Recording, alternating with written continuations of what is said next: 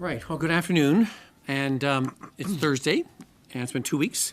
So today, again, we're fortunate to have Dr. Brown provide us with an update on the COVID-19 projections. So we're looking forward to that presentation. And following that, and some comments, I'll have some reflections on our numbers that we've seen since our briefing on Monday, and on the with Dr. Brown's modeling as well. So with that, because I know there's a fair amount to present today, I'm going to hand things over to Dr. Brown in his presentation. So thank you for being with us today. Thank you, Dr. Williams. So this week, we will share data that has some hope in it, but it's hope that requires a commitment. The third wave of COVID cases appears to be cresting now.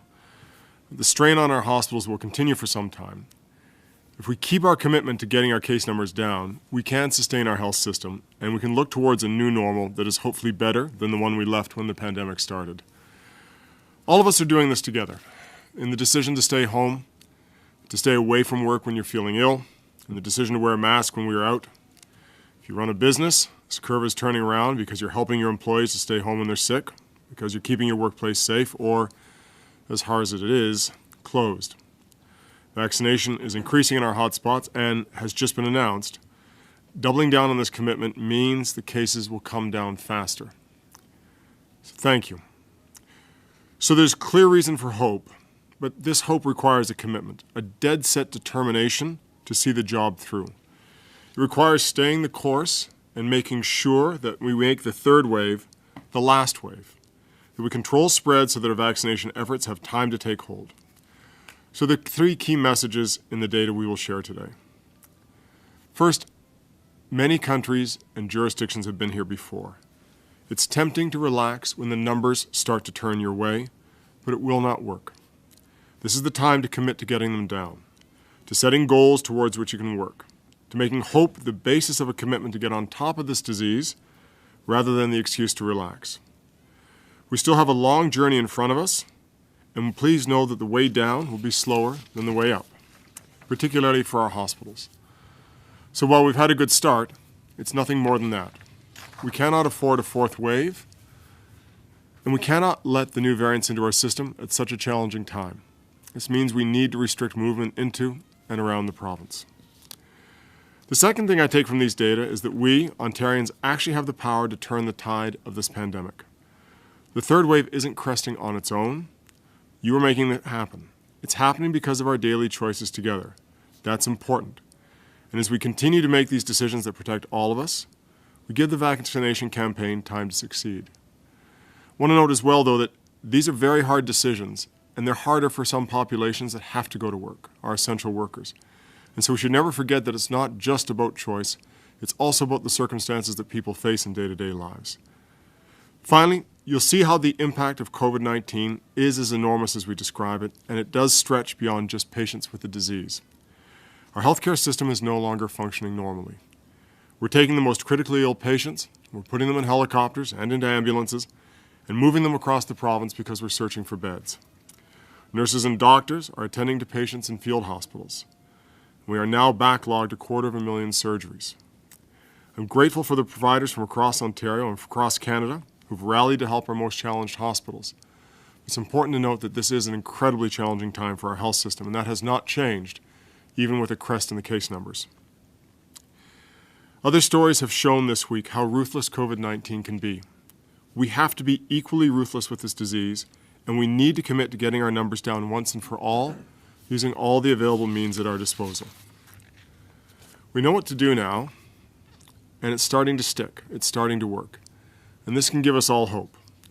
The key thing now is to stick with it. We have the power to end this pandemic if we stay committed to the course. But before we get into the numbers, I do want to add one more important thing for Ontarians.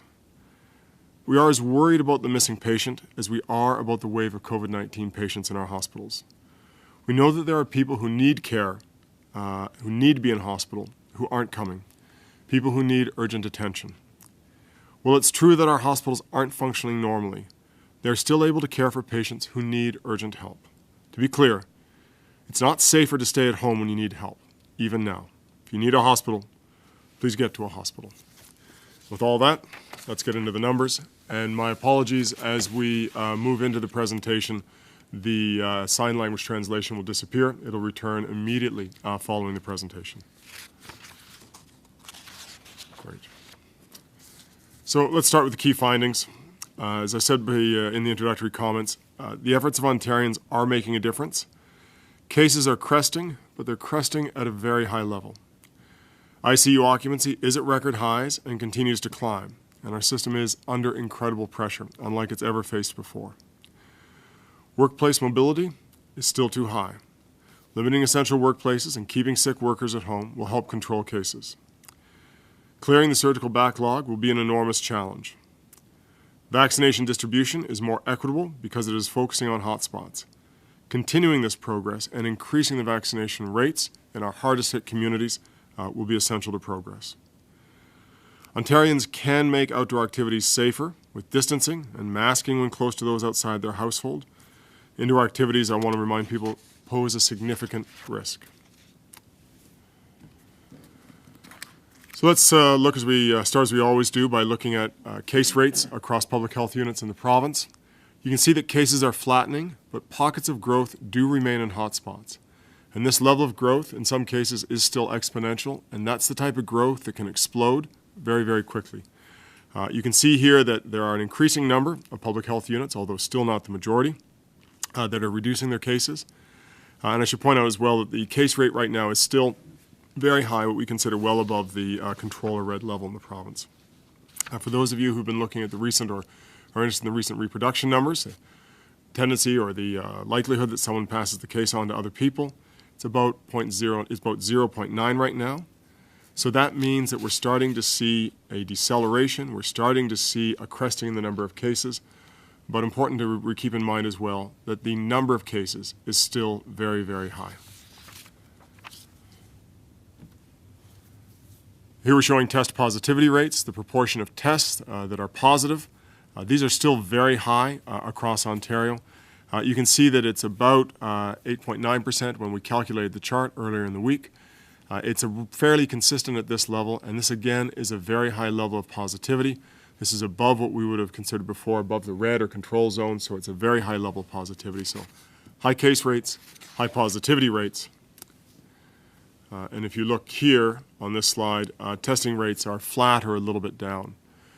So we always look at three numbers when we look at the current state of the pandemic. We look at the number of cases, we look at the percent positivity, and we look at the testing rates.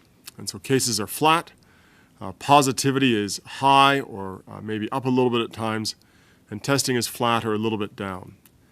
All this means is that the current plateau is very precarious. This is the place where you can either start to drive down the pandemic, drive down the case rates, drive down the number of hospitalizations, drive down the number of admissions to ICU, and drive down the number of deaths. Or if we see a change, as we've seen in the past, you can see a substantial exponential growth in the cases and really a continuation of the third wave or a fourth wave. Continuing on here, you can see the proportion of cases, which are variants. The orange part of the graph represents the cases that are variant-driven cases, predominantly the B117 variant, which is the variant initially identified in the United Kingdom. As you can see, and as predicted, the proportion of cases that are variants is exceedingly high. It's now more than 90% of all cases are a variant, a new variant in the province. Although most of them are B117, the prevalence of the other variants, the ones that were first identified in South Africa or Brazil, are increasing, and we have seen now in this country the variant that was first identified in India. I think it's important to point out that as new variants emerge, it's critical to keep control over the entry or restrict entry into the province so that we control the entry and the spread of potentially more dangerous variants that could be vaccine escapees. Let me go on now to mobility. Mobility within your community is really a marker of risk behavior. It's not a exact sort of correlate or cause, of case spread, but it's a marker of high-risk behavior. What's good here is that mobility has come down substantially. This is overall mobility. You can see a dotted line on the chart. That's the mobility threshold, the rate of mobility or the level of mobility at which we think it's necessary to be below to drive down case rates. You can see that mobility here has now crossed that threshold, and that's what's helping create the crest in cases and hopefully a decline in the number of cases. I will say it was steadily down when we calculated this a little earlier in the week. The data from today looks like it might be slightly up, so it's important to consistently and constantly try to keep this mobility limited as well to try to keep case numbers down. Here you can see 3 different types of mobility. I think it's really important to note that retail and recreation, transit mobility, those have had very, very clear drops, but workplace-related mobility remains too high. And reducing this mobility will help us further drive down overall mobility and help us further drive down case rates as well. And if you just look at the pattern here, you can see that on the latter 2, the middle and the right-hand side panel, we've driven down mobility close to where we were during the January lockdown. You can see that workplace mobility remains higher and still creates a threat to controlling the disease. Now, moving on to the case rates, you can see here that cases are decreasing earlier and faster than projected, which is good news, but will only reach February levels under the best case. If you look at each of the lines here, you'll see a different set of assumptions, and I should note that these are representative cases. We work through 5 different models put together by different modeling groups across the province. Each of them run multiple scenarios with different assumptions, and we try to give a consensus or coherent sort of idea of what the different scenarios present. The red line is where we would have been had we not had the stay-at-home order. And so you can see that there has been substantial control over cases because of the stay-at-home order. Right now, the list of assumptions that really define that mid-case, that yellow line, is about where we are. And current progress or current sort of last sort of 7-day average for a few days is just below that yellow line, suggesting that's probably a fairly good prediction of where we are at about 1% decrease every day. The green line is where we have strong effective sick pay, a short list of essential workplaces, lower mobility, and a continued focus on vaccinating high-risk communities. One of the things that we'll have to continue to understand is how vaccination increases. Any increase in vaccination will help drive down numbers. It's important to come understand how behavior holds or doesn't hold during the pandemic. That'll also determine where these go. But you can see that if we start to relax public health measures after, say, 6 weeks that would have started on April 8th, you can see there is a potential for an increase in cases again, which could be quite dangerous given that our ICUs have not yet started to empty out in any way. I want to try to drive home this point here. If you look at this chart, which we show every time, the orange lines are the hospitalizations with COVID-19, and the red lines, that sort of lower level, are patients in intensive care units with COVID-related critical illness.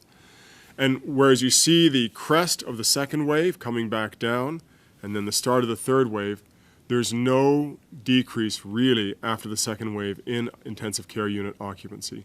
And that's why as this new wave hit and started to rise up, you really saw the intensive care unit occupancy building off of not a low level like we would have had during the summer, but a much higher level that had been a result of the second wave. And so we know that care in the intensive care units will persist for a while, and it's this occupancy of our intensive care units which is such a significant threat currently to our health system. Going on, here you can see the projections on ICU occupancy.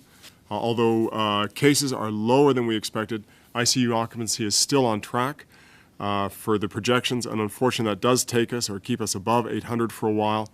Under the best case assumptions, it starts to come down to about 500 by the end of May, to perhaps just a little bit under 800 by the end of May if we're on a moderate or sort of the middle case set of assumptions.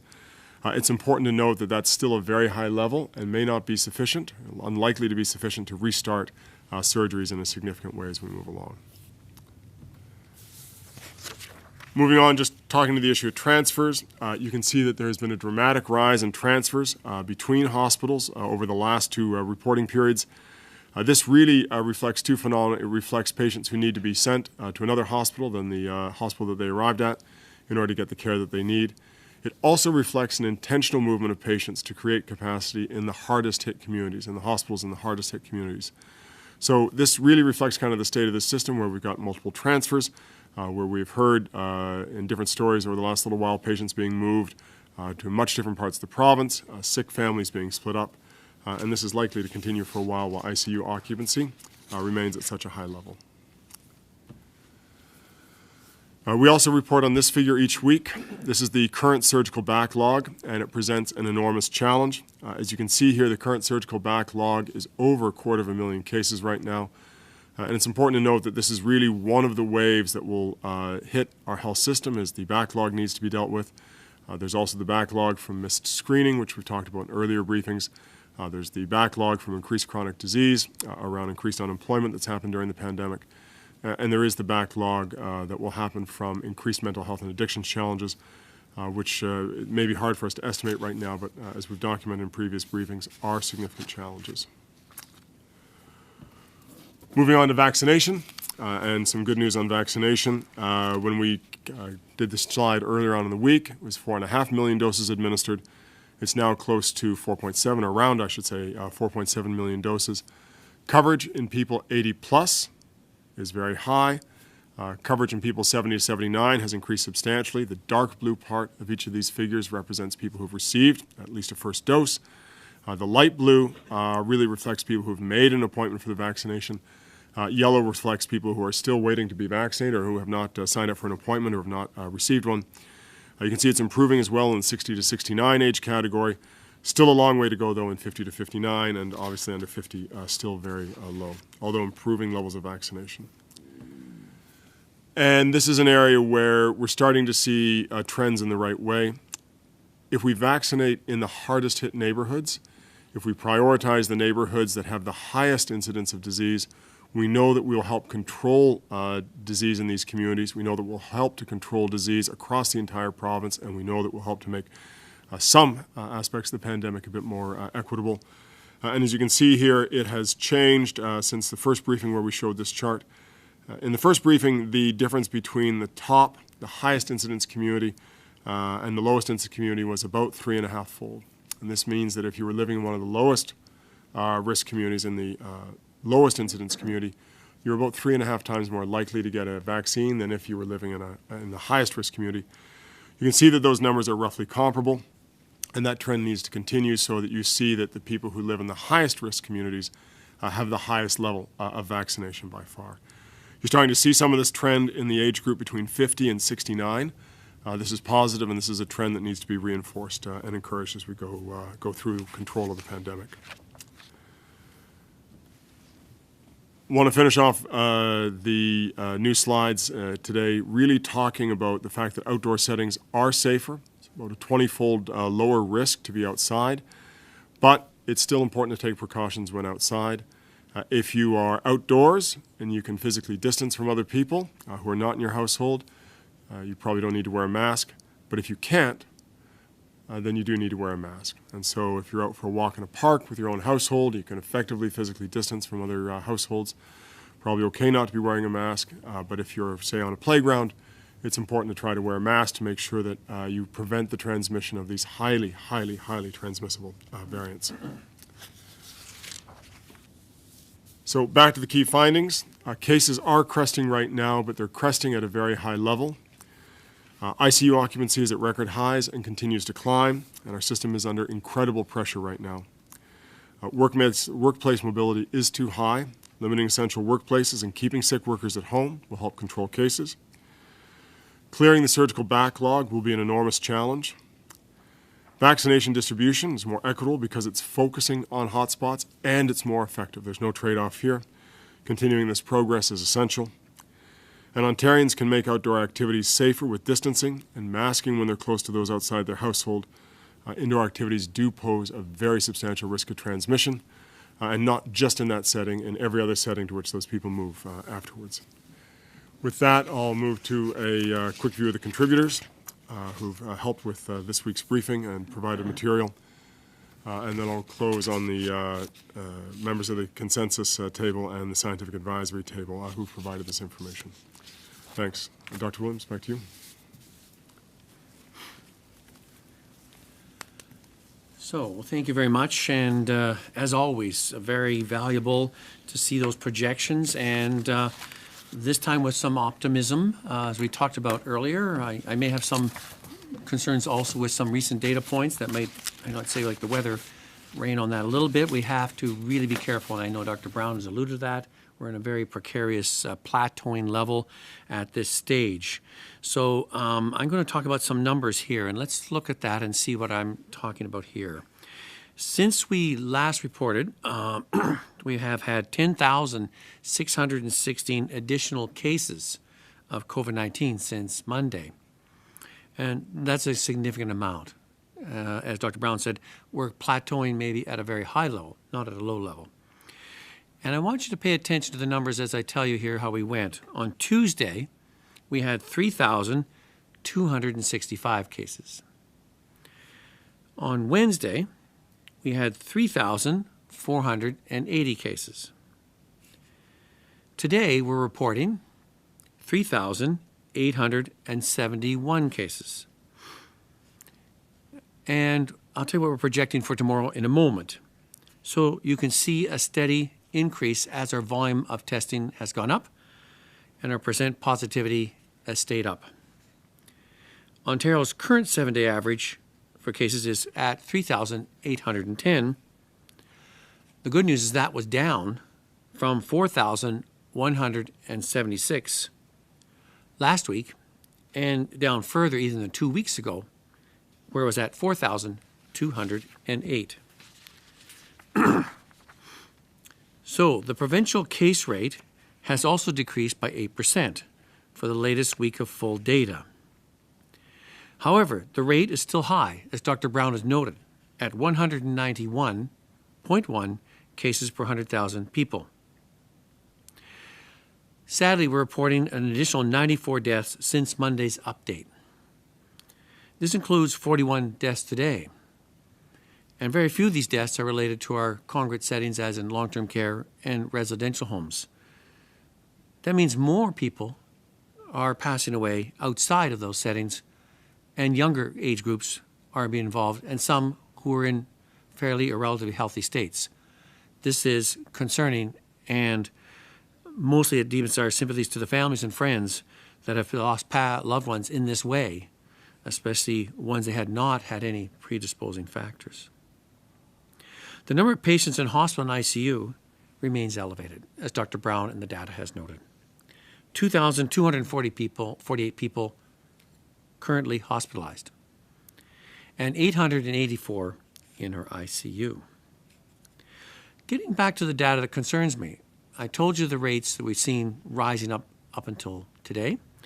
Our data shows us that we are testing 56,939 tests were processed today, and the positivity rate is 7.6%. For those who do the math, that means we could easily be over 4,000 tomorrow. So that means our plateau has edged up back again. As we've seen in other weeks, this is a trend direction as we near the end of the week. That rises on today or tomorrow and Saturday, and then comes down again with volumes. But that's not a reason to say it isn't important. It is important because we're seeing this plateau, and as Dr. Brown has alluded to, we have to watch this very carefully. Let's stay vigilant, let's stay at the task, and keep this turning back down again, because it is critically important at this stage. And because we're not talking about just a few extra cases, we're talking a lot of extra cases. So there are now 63,688 confirmed cases of variants of concern in Ontario. The majority, as Dr. Brown has noted in his graphs, are the B1.1.7, the so-called UK variant. We are seeing some increase, small but concerning, in the B1351, the so-called South African variant, and the P1, or the Brazilian variant. Nowhere near the levels on the West Coast, but that doesn't mean we can't go the same way. So we have to be really cautious in our care on these ones as well. Our 7-day rolling average of the positivity of the variants is 73.5%. That's down from 76% 1 week ago. But it is down just a bit, and we have to be very cautious about drawing conclusions about our success yet on this grounds.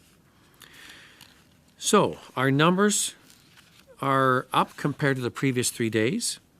We were seeing early signs of improvement, and that's what Dr. Brown had noted in his presentation. Our R effective, or RTs people talk about, has declined both for the so-called classic COVID and the variants. We're underneath 1. We are at that at the moment. We can easily go back up again. So we really have to buckle down and be very careful with our precautions in the next number of days ahead of us. Public health is having an effect with our vaccination rollout. You've seen some of the impacts of that as we shifted to even more to the high-risk areas. You've had briefings today from our technical group and from our ministers on the task force related to all the positive things about our vaccination program at this time. We've administered over 5 million doses, and as Dr. Brown's data alluded to, 4.7 million people have received at least 1 dose in there. And we're going to keep pressing on that as we see in the weeks ahead more of some of the vaccines arriving and how to utilize that in the most effective way to bring down our case numbers in the weeks ahead, and especially if we can bring down our hospital admissions and our ICU admissions as well. So it's all good news, but we have to keep and wait and look for that. Remember that when you get a vaccine, it does take you at least 2 to 3 weeks to build up any immunity. Do not make the mistake and think that once you have a vaccine, you can throw off all public health measures and precautions. That would be a grave mistake. And so you still have to do what you need to do. And even if you receive 1 dose of vaccine, because you can still potentially carry it, even though you have more protection against severity, you can still be a source of transmission. So those rules, even in outdoor, as Dr. Brown alluded to, still have to be maintained. So we have those same messages about washing hands, staying home if you're ill, getting tested when you need to be, doing isolation and quarantine as you're directed, and also following all the methods of the precautions, both indoors and the ones noted by Dr. Brown outdoors, as the weather, perhaps after this week, might still get better, and we look at to the promise of spring and warmer days ahead. So, thank you for your continued efforts on this. We made great strides last week, a little bit on the upswing this week, so we need to really buckle down and push back on that so we can continue that trend, because as Dr. Brown said, it's us collectively that's making the difference while we wait for the vaccines to be given, while we wait for the vaccines to build up immunity, and we wait to a core population of people vaccinated to continue to drive down these cases where we've seen success already in the age groups that we've done. And now we're trying to make real headway also not only in there, but in our hotspots, so-called, with various venues such as pharmacies, mobile clinics, workplaces, any means possible to make sure we get that coverage up as soon as we can and as quickly as we can. So thank you again. Stay focused, stay safe, stay healthy, and do the things you have been, and do them again and again, and we can do this together. So with that, I'm going to hand things over to the media for questions. We'll go to the phone lines. Just a reminder, 1 question, 1 follow-up. Over to the first question, please. Your first question comes from Anthony Fury from Post Media. Anthony, please go ahead. Thank you for taking my question, gentlemen. And this one is to both of you. Many Ontarians appear to be just flat out rejecting and going against many of the province's outdoor restrictions, the ones that remain on the books. We've got groups like Ontario Soccer that are formally saying these rules need to change in advance of this summer. And many municipal politicians are actually saying similar things about other activities. So what do you say in response to this considerable pushback that's happening throughout the province? Well, I think it's a very good point. And we know there is the aspect of, it's been a long year and now 16, 17 months, and people have been at it, and we're in a 3rd wave. Some people are getting frustrated and saying enough is enough. But as you can see with our 3rd wave, the ones who thought they were not potentially impacted much by consequences of COVID, that's not proving the case at all. In fact, it's to the contrary. And while you may think you can take part in an event, a sports event, as Dr. Brown was alluding to, there are certain cautions you still need to take in those. We're looking at that. If you can maintain distancing and activity and how to do it. Outdoor is better than indoor, of course. But it doesn't mean outdoor congregate activities without masking, without distancing, because the variants of concern with their high levels of aerosolization, especially heavy breathing with heavy physical exertion, yelling, cheering, whatever you're doing, or engaging in conversation at close range, it can be transmitted very quickly and very easily. So we have to stay at that. We've seen where sometimes our professional sports teams with many levels of precautions and testing in place, nevertheless, have had transmission and outbreaks within their teams, in spite of a number of steps there. And that shows you how, even in young and healthy athletes, it can be moved through fairly quickly. And of course, not only just getting a positive test and only being required to isolate and quarantine for a few days, we're finding more and more of these people, besides if they didn't get into hospital and hospitalization, some are having more long-hauling type conditions that can be debilitating. And we want to make sure that you understand that. We haven't got all the data we need on that, but it is making impacts. So I understand your frustration. I understand people want to do that. We are hoping to give more advice on some activities, how to do them in a safe way without compromising your health or of those people and teammates or whoever you want to try and do things with. How do you do it in a safe way as we work in a very high COVID reality at this time? I'm not sure, Dr. Brown, if you have any further comments, you're okay with that? Okay, well, thank you for your question. Next question. Follow up? Just to clarify, you mentioned outdoor congregate activities with masks. That's currently illegal in Ontario right now. It's illegal for two siblings to do that together in a basketball court or whatnot. But it sounds like you're saying outdoor congregate activities with masks is probably safe, and that it sounds like you're saying there's going to be a revision coming soon about those rules? I'll ask Dr. Brown to comment. We're trying to we've been asking the science table for advice on outdoor. We know there is a decreased risk of transmission in outdoor. Nevertheless, one cannot throw caution away. And I know you're hearing this 2 or 3 rule, or 2 out of 3, and maybe Dr. Brown want to comment further from what the science table is doing on that. And then how does one apply that? When we talk about congregate, we're not talking like a big huddle and group that we've seen sometime in the parks where people just cluster and gather. We need those precautions. Ideally, even if you're outdoors, if you can, I would still like you to wear a mask and to keep the distancing in there. But then there are some situations where we're trying to address, can you actually do something a little bit compromising on that? We're trying to understand that better to try and give you some greater opportunities to expand on your outdoor activities without lowering your precautions and putting yourself at risk. I don't know if Dr. Brown, you want to comment on the science table review of this matter. Thanks. So, the simple sort of rule is pretty clear. Outdoors is good. It's a lot safer than indoors.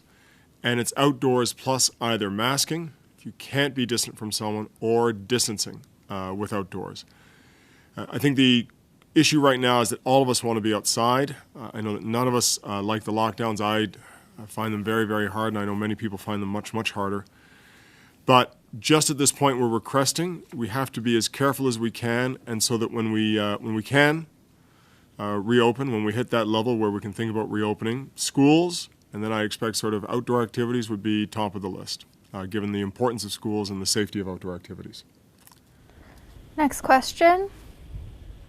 Next question comes from David Woodard from Global News. Dave, please go ahead. Good afternoon. This question is for both Dr. Brown and Dr. Williams. You say that this report gives us some hope, some optimism, but the data that you presented, I'm not sure if that's what Ontarians are seeing. Yes, there may be some cresting of the numbers, but it also shows that these severe public health measures can't be let up and no timeline as to when that can happen. It shows that ICU numbers are going to remain high, surgeries still being put off. So where is the hope in this data? So it's a very cautious hope. It's just the cresting of the cases, and it's exactly as you said. It's a little bit of hope, but it's not the time to let up yet. And I would add, as Dr. Brown was trying to show you on the data and graphs from our projections 2 weeks ago and 4 weeks ago, without some measures in place, we would be not talking about worried about upper 3,000, we'd be talking to 8,000 to 9,000 cases a day, and we'd be a lot worse off. So we have shown again that we can impact that by our public health measures. We collectively can do that. So that's the optimism in there, because people say it doesn't seem to matter. It does matter. We are making an impact. But you can't say, okay, we gave it a couple of weeks effort, let's just roll off.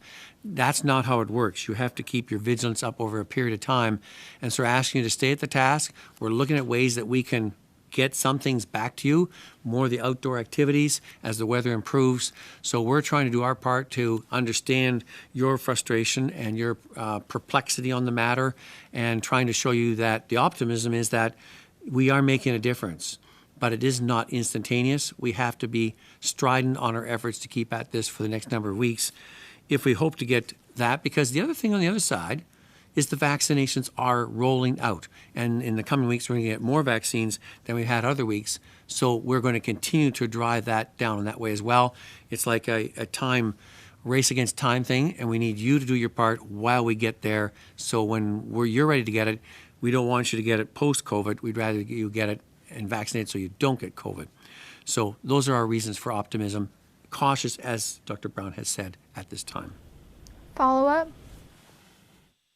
Thank you. Dr. Williams, it appears that many people are getting side effects with the AstraZeneca vaccine specifically, and I don't want to scare people from getting it. That's not the message. But can you explain why we're getting these side effects? And what do they mean? As in, does it mean that it's more effective if you get bad side effects versus none at all, for example? So side effects, and this is one of our very important parts about a public vaccination program, is that we ask people to report very quickly any effects they're having, and we need to collect that data. Why? Not because we're concerned about the safety of the vaccine at this stage. We want to make sure we understand and watch everything, because you're now dealing with population-wide. And some of the vaccines during the clinical trials were smaller populations. Now we're dealing with a wide variety of people with a wide variety of maybe precipitating factors that may be there. We get people complaining of pain around the injection site, soreness, sometimes afterwards mild fever or fatigue. This vaccination is meant to stimulate your immune system. We're trying to get that rolling. When that happens, you get things such as feeling achy and tired a bit. You get things like a low-grade fever that lasts for 48 hours, 72 hours. There are some, and rare, more severe ones, and we want to know what those are. Are there things like allergic reactions? Because this has certain things in it that some may be allergic to, knowingly or unbeknownstly, and we make sure that we watch you for 15 minutes. If there is a problem, we can handle and deal with that as quickly as we can. There are the more rare, severe ones that you've heard with some vaccines, and we want to monitor that. And what is that rate? So far, we're looking at less than 1 per 100,000. We're talking mostly about the AstraZeneca. And some of the others, we see some with the mRNA vaccines too, especially people who have received their second dose, feeling even a stronger reaction in there. But that's part of stimulating the immune system. I'm not saying no pain, no gain, but it does tell you that it is impacting and making it's stimulating your immune system so that you're ready to fight off the COVID infection and not become ill. And hopefully in the future, you don't even transmit to anybody. So we are monitoring. We'll be bringing to your attention if there's something of undue concern and interest. We will make sure we update you as fast as we can. That is what our adverse event reporting system is about. That's what we want to make sure that we get back to you, the public, so you're kept informed on the matter with the most up-to-date data we have. Next question. The next question is from Rob Ferguson from the Toronto Star. Rob, please go ahead. Hello, gentlemen. I'm wondering from Dr. Brown, is 50% vaccines, sending 50% of the vaccines to the 114 hotspots for a 2-week push, is that enough to do what the science table wants to do? And should it be reduced to those 74 hotspots that have been talked about as being worse? Thanks. So what we've really been pushing for is about 4 weeks of vaccination at 50% of the vaccines going to the hotspots. Anything that increases vaccination in those hotspots is good, but I think the longer we can maintain that to really get coverage as high as it can in those communities is excellent. We've not done the analysis comparing the two different sets of hotspots, so I can't answer the second question. Yeah, and I would add, Rob, not only putting more vaccine into those areas, we're also decreasing the age in there. So we're using lots of different methods to get to those. Mobile clinics, workplace vaccinations, trying to make other centers of cultural and ethnic zones of areas of trust and confidence, using those as well. So we're using whatever we can to make sure we get those vaccination rates. And the important thing is, that Dr. Brown showed you in his slide deck, is that we had a differential in the past. We're starting to level that. We'd like to even move that even further, and so we can try and decrease the cases that we're seeing in there. But we have our work ahead of us, and this is a good step in the right direction, and following the recommendation of the science table. Follow-up? Yes, thank you. And again to Dr. Brown, just wondering, with the modeling that you've presented and with about 3 weeks left, excuse me, in the stay-at-home order, where do you think we're going to be on May 20th, and what do you think that portends for whether the stay-at-home order would need to be continued? So, I just want to pick up as well as, on the last question before I move on to the new question. The impact of the pandemic is incredibly inequitable.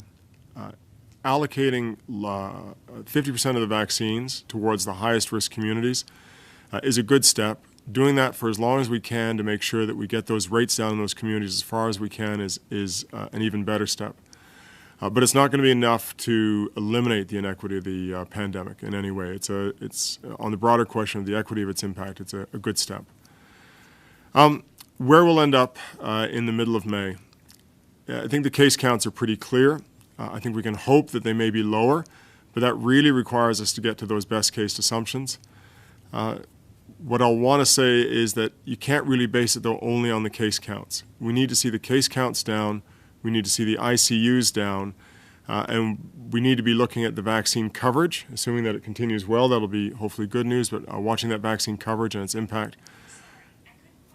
So we need to make sure that we get a whole bunch of things down, not just the case counts. If we are still at a very high level of cases in the middle of May, it would likely mean, if you want to continue to push the cases down, that you need to actually push down further and probably maintain public health measures. Next question. The next question comes from John McGrath from TVO. John, please go ahead. Dr. Brown, I'm looking at slide 9 and the best case assumptions, the effective sick pay, shorter list of essential workplaces, lower mobility, and continued focus on vaccinating high-risk communities. I know you were just talking about the priority for hotspots, but you've also, I think, probably been paying attention to developments in the last few days, including the new paid sick leave law.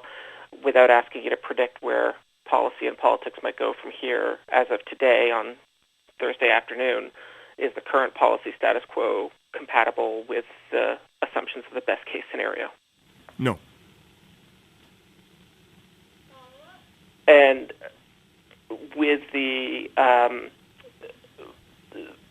modeling assumptions show a rebound, the possibility at least of a fourth wave, and I'm just wondering, given the levels of vaccination that we are anticipating based on the briefing we received earlier today, it's surprising to me that there's a potential for at least such a strong rebound. And I'm just wondering if you could explain, how would there be that rebound when the soil is not going to be quite as fertile for the virus in May and June? So, it's a very good question. The rebound, particularly on the best case, is a relatively low rebound. You can see it starting to crest already there and then coming back down.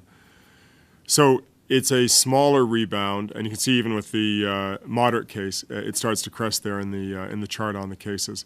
So it is a smaller rebound than we might have seen, and hopefully it's something that we can control and that it doesn't impact the system too much.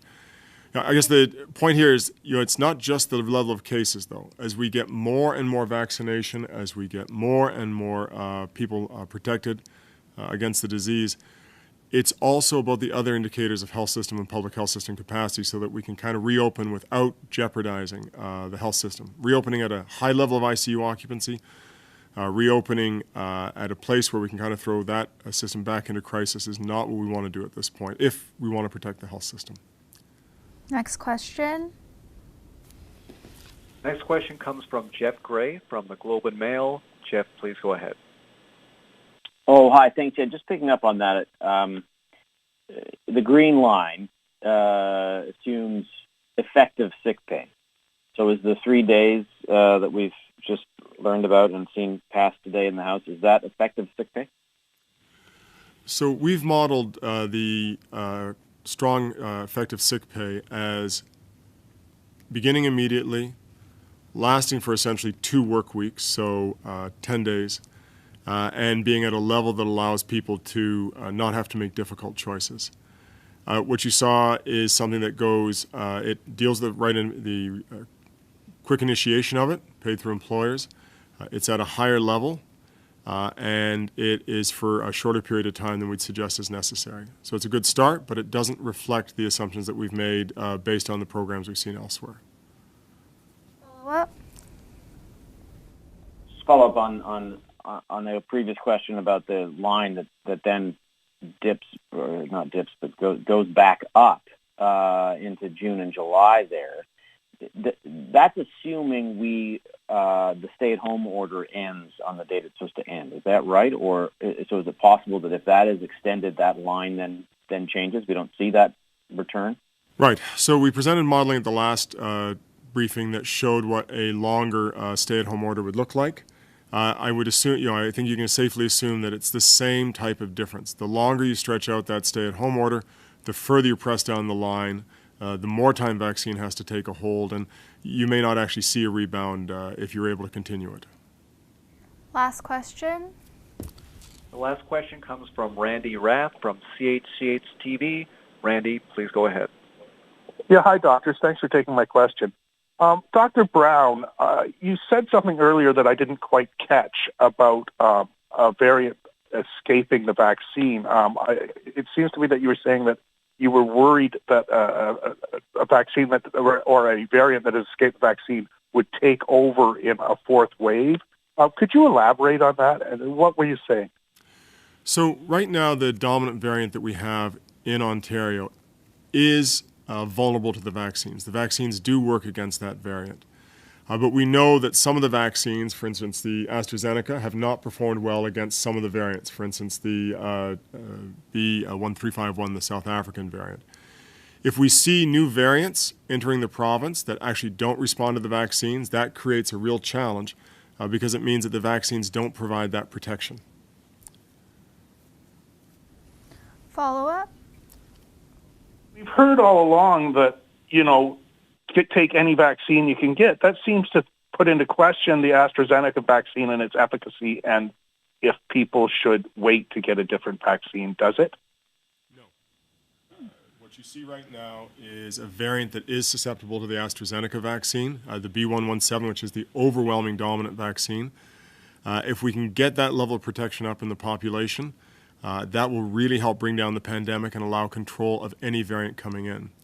I think, in some ways, our greatest concern is about variants coming in that we really don't know much about, which is why restricting entry into the province is really important. But, if you make this sort of a personal question, I'm on a wait list right now for an AstraZeneca vaccine. And I would add that I think we're at the federal level with our team, our CMOHs, we are reviewing the matter. We have found, like Dr. Brown has alluded to, the early study with the AstraZeneca, with the South African, the study had some questionability on it. We're reviewing that matter. We're still looking at it has a 58 to 68% efficacy against all the strains at the moment with one dose of the AstraZeneca, higher with the so-called mRNA vaccines. And then we're going to get some more data shortly when we start to move into the Johnson & Johnson. The 2-dose has even more effectiveness on that. So still the risk of COVID is way much higher than any concerns on with the AstraZeneca vaccine. And like Dr. Brown's book to get his and other people there, because when your turn comes up, pick whatever vaccine you can get to move on that one there. And I know people have asked some questions about in the future if we have other ones. Our National Advisory Committee is making recommendations looking at whether one can mix and match if we have to, because supply is an issue. And sometimes you get more of one and some more of another. We've gone through a little bit again of a quieter period, but we're looking for more vaccine to come in the next few weeks. So we really hope to pick up the pace again and try and get as many people done as soon as possible. So be patient when your turn comes up. We would like to see you. We want to make sure you get your vaccine and we get it as soon as possible. Thanks, everyone.